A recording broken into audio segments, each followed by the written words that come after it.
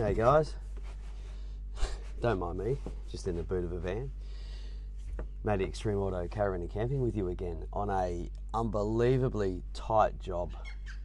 Now you're probably thinking, all of this stuff here in the front of this boot, how did it happen? It's easy if it's in the front of the boot. The difference being is, I got a massive storage box. It's got a fridge and all sorts of stuff in it. Right in front of it, that sits quite high. And getting in and out of this one has been quite a challenge, probably the most challenging one we've had to do to date, but hey, she's all in. Full off-grid lithium setup in this one. On the Multiplus 2 inverter charger, Victron 3120, running on all the factory outlets, guys. So that's the induction cooker in this one. I'll show you inside. That's the Truma Venter air conditioner. That's the microwave. It's anything you want to run off-grid. I was even welding from this before, had to make up some brackets. Go nuts, and power actually went out here, so I'll run a cord from this, to the instantaneous hot water service to run the igniter. So use it as a rolling generator for your house when you run out of power. Anyway, so the rundown, Multiplus 3120 inverter charger, all the factory outlets, fully integrated. We've gone for the MPPT 150 solar controller and the MPPT 130 for the amount of solar that would fit on the roof. Super stoked once again. 1100 watts I was able to get on the roof of this, guys. So we've gone for a pretty good amount. I've got a small shading issue at the rear with the satellite dish, which is why I've split the system across these two solar controllers to avoid that possibility during the day. And I arrived here at like 10 to 7 this morning and I was getting nearly 50 watts. That's crazy at that time of the morning, 50 watts. It is really overcast here. I think the max it hit was like 650. Which is really good for a day like today. So really happy with the outcome on this job. I've gone for the Redarc 50 amp DC charger for vehicle replenishment. That's a good amount of power from the vehicle, and we were getting that before. I did inspect the vehicle's existing Anderson plug, and once again, with probably most of them, 6mm cable. 6mm auto, it's actually 4mm cable, which is the square size of it. Anyway, it's too thin. It couldn't flow the current. So I've run 6BS in his cruiser now, and we are getting the full charge rate from that Redarc, so happy days with that one. I've also used the solar input that comes with this on the side because he runs fold out panels, and you can. So we're using the solar input on this, guys, for external panels. That's up to like 600 watts. That's crazy. So 600 watts of fold outs on this with the roof system. You've got the potential to pump in a lot of energy if required, and they can do that if they want. So we've gone for the PowerPool batteries again. So there's 560 amp hours of lithium here. So 6.7 kilowatt hours, all at 12 volt, happy days. Now, I know what you guys are thinking. Why have I used these cables? Can you see that? This is the orange flex cable. So I'm always expanding my my stock range for what we carry on site. And 50mm cable or 70mm cable is very hard to take on site in rolls because it's, number one, it's heavy and it takes up a lot of space.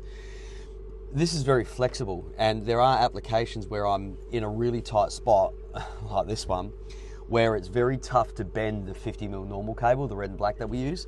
So I've gone for the 50 flex. This is very high quality cable. It's actually double insulated, so it's basically welding cable. Very heavy duty stuff. Obviously it's a double up into the multi, 250s in and out, happy days. Two massive fuses down there. All of the MIDI fuses are up top here labeled, very easy to see. Solar, DC charger, solar, and mains 12 volt. The factory batteries on this were outside on the chassis. Once again, a complete 12 volt relocation. This is a 12 volt overlay system, guys. The factory 12 volt system remains in this van, and you still turn it on and off just like you normally do. You've still got the factory display inside, which I'll show you guys. Nothing changes. The difference is now you've got a beautiful touchscreen and you have the ability to see all of your solar production, all of your vehicle production, all of the inverters, loads and discharge, everything you'll see on the one screen. Full programmability. I've got support Australia-wide. I can log on to it, check all of the details, make sure the firmware is up to date. I can fault find a problem if there is a problem, very rarely. I can see anything, anywhere, all on my smartphone. So I really do love fitting these systems, and we're doing so many of them. What else to tell you? Okay, so yeah, this panel, so this factory Nova panel, it's actually from Brown & Watson projector. So they do a great job of building this panel, and it has all the projector stuff on it. So I had a projector DC charger, the IDC 25 AGM DC charger, and that ran the original solar as well as vehicle Anderson. It also had the mains projector charger here, and that was obviously mains powered. When you plug into mains, it charges the batteries. It's got the brake safe breakaway on it, which is still in situ, and it's still got the low voltage cutout. But because that's on a remote switch by the door, we've left that in situ. It'll never reach those low voltage thresholds anyway, because it is a lithium battery, 13 to its whole life. So basically that's a glorified relay, so to speak. That's master controlled inside. So that remains. This remains too. We've just added a couple of extra circuits, and I just sort of labelled what I could find. So, you know, you got the servo running off this, you slide out your lights, etc, etc. So we basically took this whole panel off. It's an absolute mess behind it. Tidied up what we could and reinstalled everything, you know, nice and neat. And there's so much airflow. I've got a vent in that top corner right in the back. I've got a vent back here. He actually stores nothing in here, which I'm even happy about, because nothing's going to get in the way of this. Not that it's going to hurt anything, but, you know, your power system should be your power system. It should be separate. At worst case, you know, you could probably put a division through here, and, you know, that way you could use this side. But even access to this is a bugger me pest. Like, we were supermaning on top of this today, and yesterday, trying to get all this in, and, you know, my back's caned, Riley's back's caned, but this is the outcome. I'm, like, really happy with how this has really come up. Yeah, I'm going to take you inside, do a couple of videos like I always do. I'll try and dig out a pan, see if we can get this induction cooker going. I'm interested to see what the Thetford straw. I haven't really tried one yet. I've got the air conditioner running. I have had it running all morning since I've been here on heat, 24 abouts, just to get the van to temperature because it's cold, and I wanted to drain some power out of the battery so I can do these tests for you right now to see what I can get out of the sun. It's horribly overcast, as you can see. There's not much around, guys, but hey, it is what it is. I'll be able to start the vehicle though, and old mate's going to fold out, plugged in, and we'll do the mains test too. I've had a heap of requests to get this video done for ages. So you guys have seen the previous one we did with the generator, the Honda 1.0. All right, that's that 1 kVA generator, which shows you how I can set the limit on this Cerbo touchscreen. Well, the same bears true for mains power out of 10 amp supply. The difference is you're limited to 2,400-ish watts. So I'll do that because old mate does have a 10 amp power supply. So I'll do that, and I'll set that current limit for 10. So we'll pull 2,500 watts from the grid, from the shore power, and then I'll load it up beyond that so you guys can see how the batteries supplement the load. Very cool feature from Victron, and all of my off-grid setups run it when you got the Victron touchscreen with control. All right, I'll take you inside. So before I take you inside, I'll show you what we've got to do to get up. So you can see the height of this. There's your Land Cruisers. That's your, that's, it's up to there on me, guys. Look at this box height. Look at this. That's what we're crawling in. You know, I need a step ladder to get up on this. So it's like, you've got to jump up here with our step ladder, jump up here, and that's how we've had to work for, to get it done. But we're happy with the outcome. It's come up really good. It's all on flexi stuff, really easy to see. All right, cool. All right, now I'll take you inside. All right, so the Truma Aventa is cranking out heat now. So remember what I said to you guys, how these and the Harriers are very efficient. So this is on heat, just so you know. So they are very efficient on heat as well. Not that you'll do it because obviously solar production is at its lowest. Let's try to get rid of that glare. Solar production is at its lowest in winter, but that's what's happening right now. Not bad, running on heat, which we'll never probably do. And that's these guys have a gas heater in this, the Truma, the gas heating system, so they'll be able to run that. Which brings me to my next point. This one here. So if you guys are familiar with these, the Truma hot water service and the gas heating system all in one, I'll do a quick. It's going to be a bugger to focus, guys. Might not focus on. Look, I'll tell you what it is. So basically, we'll put this on hot water. All right. So we'll set it for.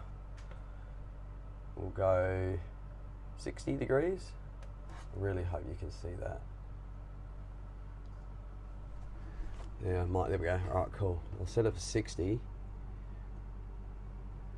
Yeah, we'll go 60, and then we'll go hot water service. Now, the reason why we've done this, we've actually got this hot water service, because he's got the bypass switches, we've opted and he leaves these in the off position, we've allowed old mate to have this running from the inverter if he wishes. So if I turn that on, as long as I've got it plugged in, you see the little AC little sign come up there, right? Hard to see once again, sorry guys, there it is, yeah.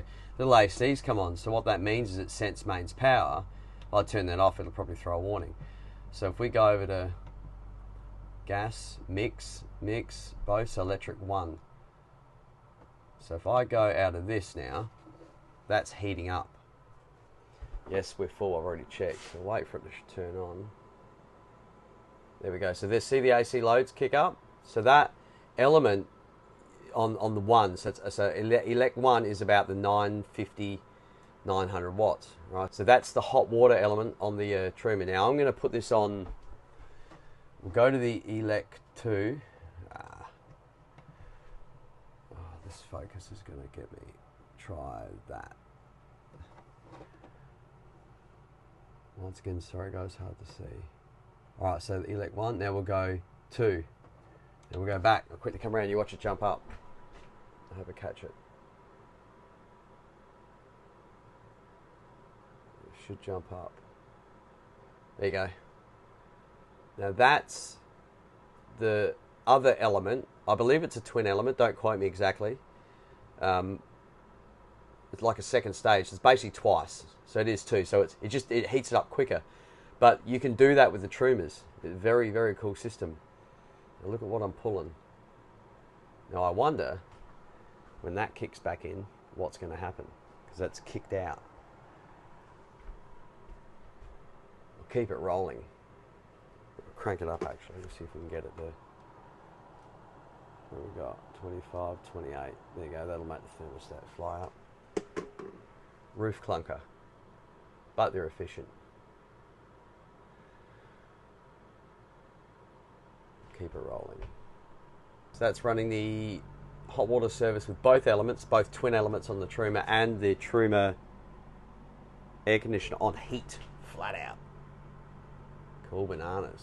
Alright, so just drop that back to elect 1 and that load should drop by about 900 odd watts. There we go. Hot water's still running, just on elect 1, and air conditioner's still running on heat, of course. Bugger all solar again, once again, guys. It is a very overcast day. Right, guys, I'll get this induction cooktop happening. Here goes some cold water. This is the first time for this. First take. Let's put a fair bit of water in this. Alright. Don't spill. This is my Analon plate. Old mate didn't have any, so got to turn the inverter on. Wait for the beeps. That's come up straight away. Okay, so bypass switch for the Thetford induction on the Novas. And we'll go, what have we got? 1, 2, alright, cool, I've got control. So I'll bring this over here. I'll flip the camera around. Got that running. We'll go to 4, 5. Right, so the Thetford induction off grid. What's she draw? There's the induction cooktop running. Only the induction cooktop, guys, in the fridge, I think. We go to, what's already getting all crazy. These things are so efficient. Go to 6.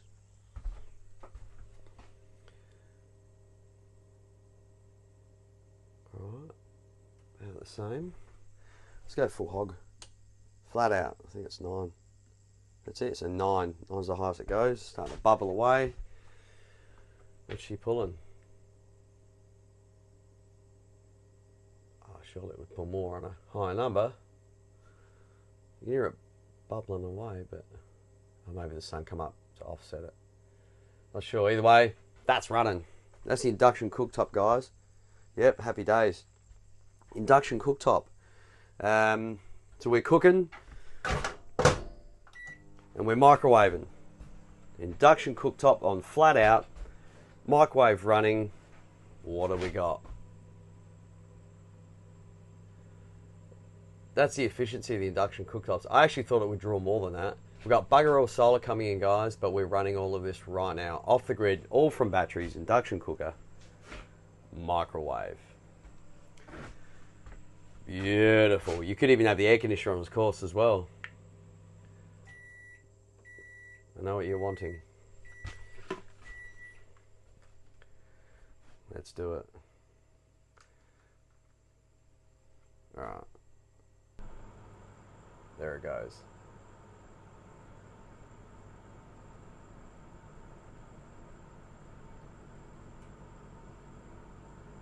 Right, you can hear it running. So, trimmer, a venter on heat, flat out, an induction cooker on flat out on 9, and we are pulling 2,200 to 2,400 from Paul's batteries and offsetting by like 300 watts. Here we go.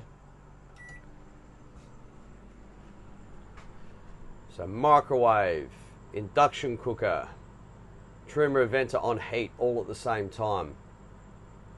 This is only possible with those big discharge batteries, guys. Induction cooker, look at that. Happy days. Microwave was going, that on heat. Now you never do this in the real world, but I'm just showing you how it doesn't trip off and doesn't cut anything out. It's these big discharge batteries that has the ability to do that. So there we go, we're at a very good boil. Beautiful. Requested video here, guys. So we've got the 10 amp shore power plugged in, right? So, oh, where are we? There you go. See my orange lead? She's running all the way into the shed there. And we come up to the screen. AC current limit, 10. All right, so I've set that for 10. Also to about 2,500 watts, 2,400 watts. All right, so we accept that. Go back to the main screen so we can see what's happening. So, quick explanation. You can see it here. You got 1,300, 1,700. It's only taking from the shore what's required. AC loads is here. You can see where the power's coming from. So we're charging now at this rate. All right, that's our charge rate. You can see it here.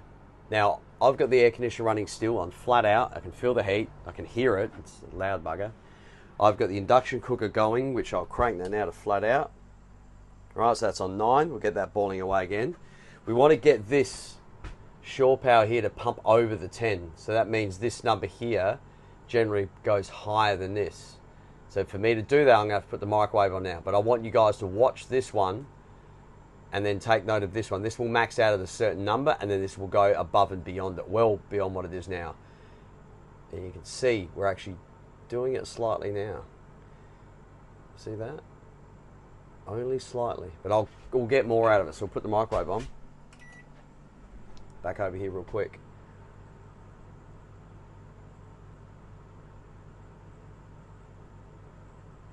Now look at that. Take note of shore power and AC loads right up the top, guys, right here.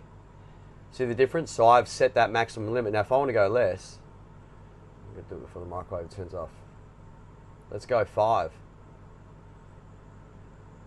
Back. Now that shore power will that shore power will drop down. See? Or just caught it. See how it dropped down?